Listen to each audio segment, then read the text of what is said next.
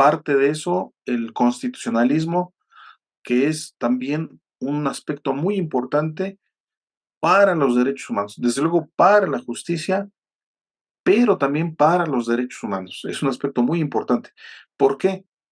Porque así como el derecho natural se parece mucho a, a los derechos humanos, o a la teoría de la justicia primero y luego a los derechos humanos, así también el constitucionalismo tiene en su esencia algunos aspectos que son prácticamente materia tanto de la justicia como de los derechos humanos, que son, por ejemplo, limitar el ejercicio del poder público para evitar su abuso. Este es uno de los objetivos del constitucionalismo, que históricamente se fueron dando, que históricamente se fueron diseñando y se les fue dando forma a estos objetivos. El principal de ellos fue limitar el ejercicio del poder público para evitar su abuso derivado de eventos y acontecimientos de carácter histórico, sobre todo aquellos que estaban o que estuvieron ubicados en la época medieval, ¿no? En la época feudal, donde el abuso por parte el abuso por parte de la nobleza y de los burgueses y de la realeza, por ejemplo, el abuso orilló a que hubiera una limitación al ejercicio del poder público, y el documento más paradigmático, entre muchos otros que ha habido a través de la historia, el documento más paradigmático que tenemos sobre esto es la Carta Magna, ¿no? La Carta Magna de 1215, de Inglaterra, 1215, como un documento que se le impone al rey Juan sin tierra para limitarlo en el ejercicio del poder, ¿no? Para limitarle tantas atribuciones que tenía, y no solo eso, no solo limitar las atribuciones, sino limitarle la posibilidad de que abusara de tantas atribuciones que tenía, ¿no? Esto, desde luego, es también un fundamento de los derechos humanos, ¿no?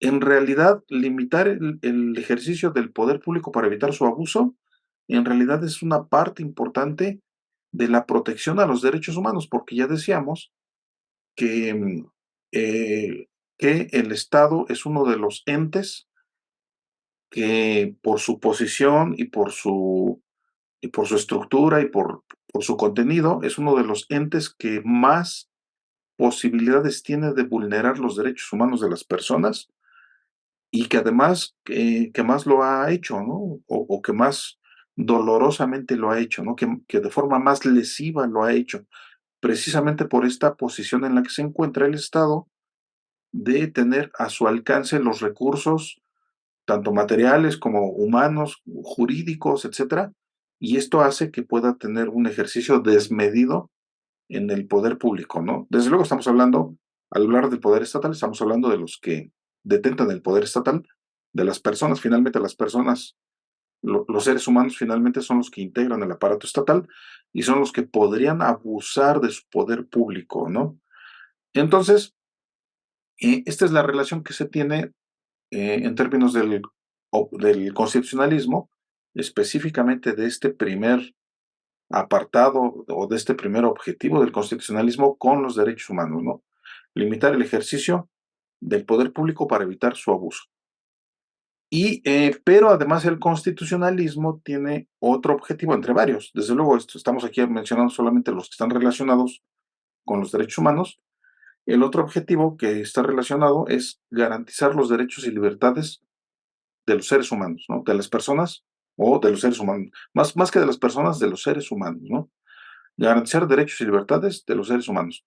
Esta es parte importante también, objetivo importante del constitucionalismo. Las constituciones, incluso en una revisión histórica, las constituciones del mundo, de los países regidos por una constitución, fueron establecidas históricamente con estas dos grandes finalidades, ¿no? Entre otras, pero estas podremos nosotros mencionarlas como las dos grandes finalidades del constitucionalismo moderno, pero derivado de hechos históricos, ¿no? Entonces, garantizar los derechos y libertades de los seres humanos ha sido ha sido también parte del objetivo de la teoría de los derechos humanos, ¿no? Garantizar estos derechos y libertades. ¿De qué otra manera podrían hacerse válidos o podrían hacerse efectivos los derechos humanos de las personas si no es a través de garantizar de inicio sus derechos y libertades? De inicio, ¿no? Así como para empezar, ¿no? Como para arrancar prácticamente, ¿no? Incluso antes de empezar a mencionar un catálogo completo de derechos humanos, ¿no? A lo mejor no completo, porque también quién lo podría completar, ¿no? Un catálogo de derechos humanos. ¿Quién podría diseñar un catálogo de derechos humanos que pudiéramos calificar de completo, ¿no? También eso es otro tema, ¿no? Pero al menos para hablar de un catálogo de derechos humanos, ¿no? Antes de eso, antes de ese catálogo de derechos humanos, lo primero que se debe hacer para poder, digamos, preparar el terreno de la aplicación concreta de la teoría de los derechos humanos, se debe de garantizar los derechos y libertades de las personas, ¿no? De los seres humanos, ¿no? Este es un punto de partida obligatorio para poder hablar de derechos humanos, ¿no? Y el constitucionalismo es parte de eso, ¿no? Propiamente parte de eso, ¿no? Desde luego, el mismo o un similar origen, un similar fundamento filosófico lo tiene el constitucionalismo como los derechos humanos, ¿no? ¿Cuál es este fundamento? El justnaturalismo, desde luego. Ese es el fundamento que también tiene el constitucionalismo con relación a estos dos grandes objetivos, ¿no?